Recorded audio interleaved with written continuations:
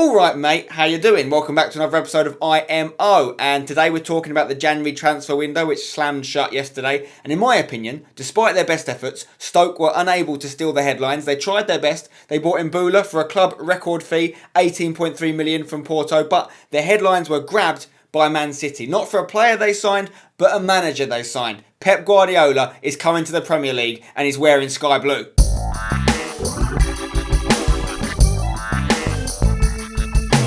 Okay guys, before we get into it, don't forget today's video is sponsored by DreamTeamFC.com. I've got a weekly article in there, you can check it out in the link in the description. Let's crack on. Now, what a signing for Manchester City. Pep Guardiola is the best manager in the world. He's going to potentially make Man City one of the biggest clubs in the world. You know, definitely the biggest club in Manchester. Sorry, Man United, but you need to suck it up. Get rid of Van Gaal. This is the time to get Mourinho. I want to see this Mourinho versus Guardiola battle, not just for the English Premier League, but for Manchester reconvened. You know, we had it in Spain when Mourinho was in charge of Real Madrid and Barcelona had Guardiola at the helm. I want to see that back in the Prem, along with the likes of Klopp getting involved. You know, we've got the new Chelsea manager, whoever that's going to be, could stay as Hiddink, could be Simeone, could be Pochettino, could even be Pellegrini, who's going to have to leave Man City. And I feel a bit sorry for him because he's done an okay job. And the only slight negative of Man City getting Guardiola is it gives that uncertainty to Pellegrini for the rest of his time, the rest of this season. You know, Man City have been spoken about recently as potentially being able to win the quadruple. They're never going to do it, but potentially they physically could because they are still in the League Cup, FA Cup, League and Champions League.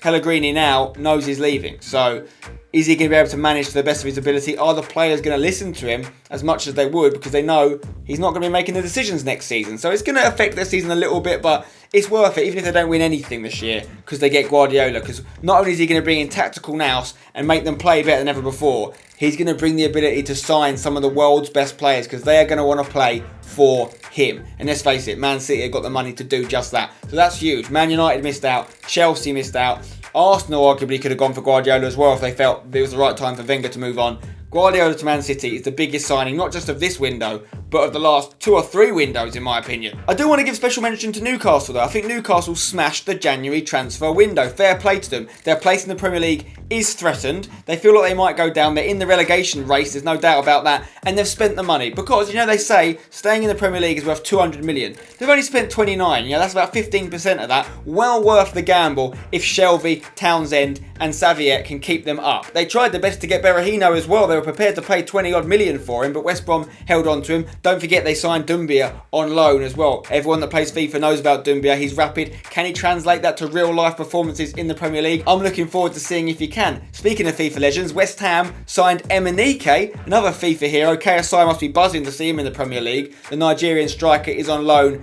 at West Ham, and he's not even our first choice. Obviously, Carroll, Sacco, Valencia, all arguably ahead of him in the pecking order, but he will get game time. Definitely over Jelavic, hopefully over Jelavic, and I'm looking forward to seeing if he can crack on and score some goals for us as well. And just like I said, Newcastle had a great window. They spent the money to try their best to stay in the league. We've got to give a big thumbs down to the guys in charge at Aston Villa. They've spent nothing. I feel sorry for their new manager. Remy Gard has come in and he's been given no funds to work with. They're almost certainly going to get relegated now. They're going down without a whimper, and it's embarrassing, really, isn't it? It's embarrassing. They don't even want to try and stay in the league. They don't want to spend any of the huge TV money they've been given over the last few years, and they would have got again if they stayed up.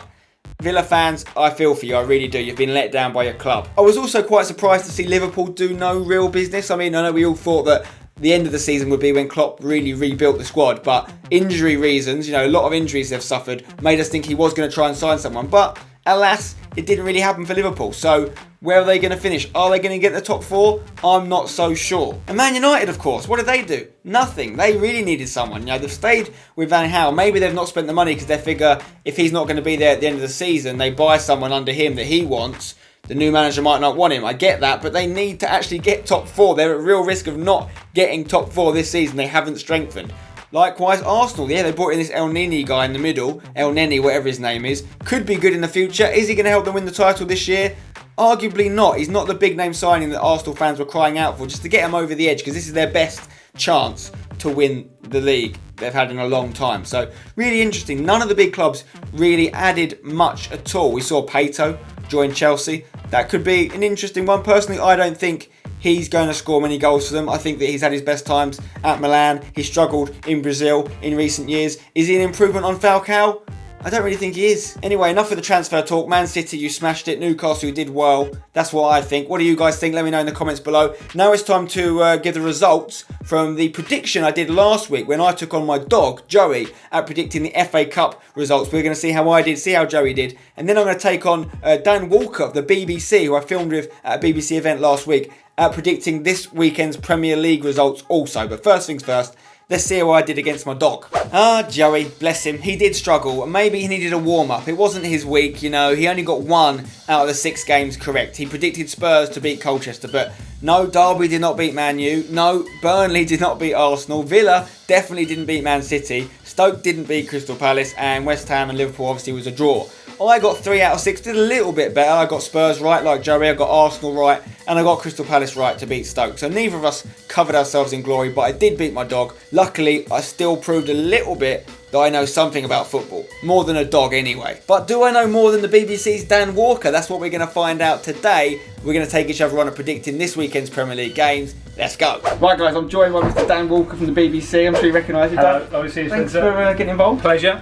Do you want to take me on a little bit of football predictions? I would love to. I saw your dog did well, so I feel decent dog. Yeah, but hopefully I'm gonna beat the dog. All right, let's see if you can. Let's get the fixtures up. First game we're going to look at. Yes. Premier League. Okay. Is Norwich versus Tottenham at Norwich. Ooh, my dad is a big Spurs fan. Okay. He's very happy with the way they're playing at the minute. I think it's going to be Spurs are going to annihilate Norwich. Norwich scored 4 goals the last home game, though. Yeah, but it was against Liverpool. And they did got the most comical defence ever. I think everyone's forgotten how to defend, but Spurs they've got the best defence in the Premier League. Okay. I think, it's got to be Spurs. Dele Alli to score another one of those ridiculous goals. Come on. Go with Spurs. All right. I'm going to agree with you on that one. I'm going to say Spurs. Okay. Well. Super Spurs. It'd be interesting to see how much we disagree. Next is Arsenal-Southampton. Now, last time they played, Spurs, Southampton smashed them last time they played. I quite fancy Southampton at the minute. At the Emirates? Yeah, I'm going to go. Actually, I'm going to go draw. Can I go? You can do whatever you want. I'm predicting. I can say whatever I like. I'm going to go for a draw. Okay. Yeah. Score draw. Well, I'm going to take the easy way out here. I'm going to say Arsenal win. Yeah, they're struggling, aren't they? They are. Honestly, it could go either. That's the best thing about the Premier League this year. Yeah. It literally could go either way in every game. It's frankly ridiculous, isn't it, the Premier League this season? It's crazy. Yeah, crazy. I'm going to go.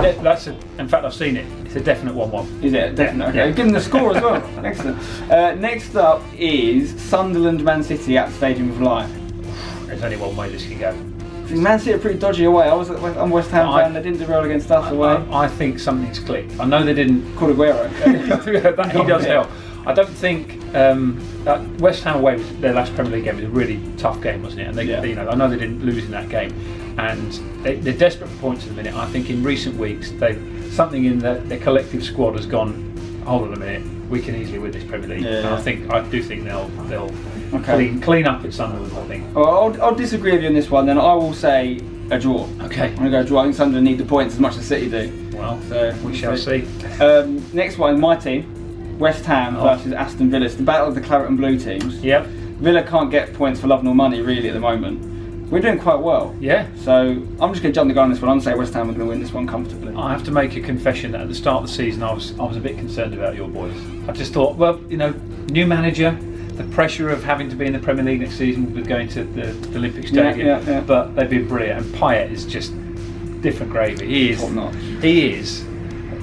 How good is he? He's amazing. When you watch, I've done a few match of the days when Gary's been away this season, and when you watch him for the full, I've seen West Ham once live, and he wasn't playing that game. But when you watch him for the full game with like pros who know exactly what they're doing, and they're watching, and Ian Wright's watching, going, "Oh, how's he done that? That's unbelievable."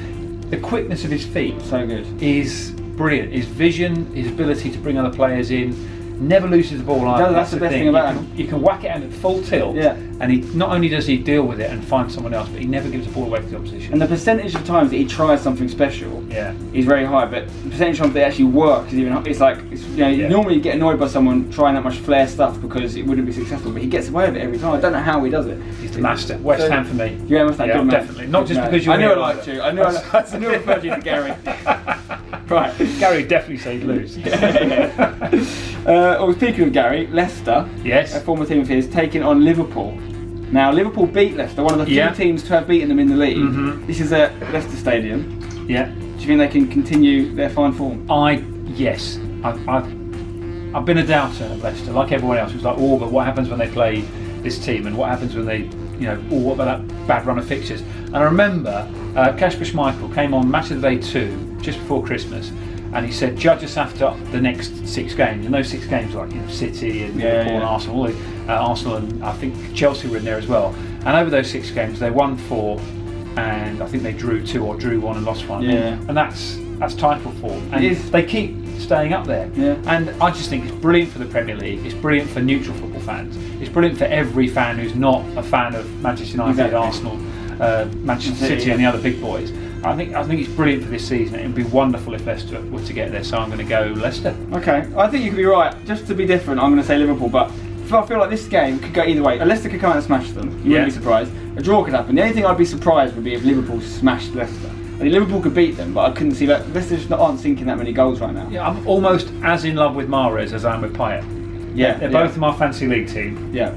I flop between the captains. I mean, Mahrez has got Vardy with him, so they've both been staying in the limelight. All the limelight's been on Payet at West Ham, really. So and he had that injury, but yeah, Mahrez is unbelievable. So okay, if you'll go Leicester, I'm going to go Liverpool. Okay. And one more game we're going to do. Man United versus Stoke at Old Trafford, so goals galore, I'm sure. Well, who will be the manager by then? Who knows? Yeah, exactly. Right, Stoke. You're going to go Stoke for away win. I think Man United are going to get a rare home win. They're actually going to score some goals at Old Trafford. And we'll see what happens. That's the Tuesday night 8 o'clock kickoff. That one, so it's on TV. So if I beat you at this, what do I win something? You basically win wine gums or what? I can sort you out wine gums. Okay. you just get pride mainly. That is important. Exactly. Yeah. It's a prediction game. It's a numbers game at the end of the day. Best of luck to you. Thank you, Spencer. Thanks very much for joining me, Dan. Cheers, mate. See you later, everyone. Okay, there you go. What do you reckon? Who's going to do better, me or Dan Walker? Let me know in the comments below. Make sure you follow Dan on Twitter. Top bloke for getting involved. He presents on the BBC a lot. I'm sure you've heard of him. He's as nice as he is tall. The guy's massive. He made me look like a midget. I wasn't happy. Anyway, guys, that is about it from this video. Make sure you drop a like on it if you've enjoyed it. Make sure you check out dreamteamfc.com as well. There's a link in the description to my weekly blog on there where I chat football, I answer your questions. It's a lot of fun. Check it out. Subscribe if you haven't already. I'll see you when you're older. Until then, don't go changing.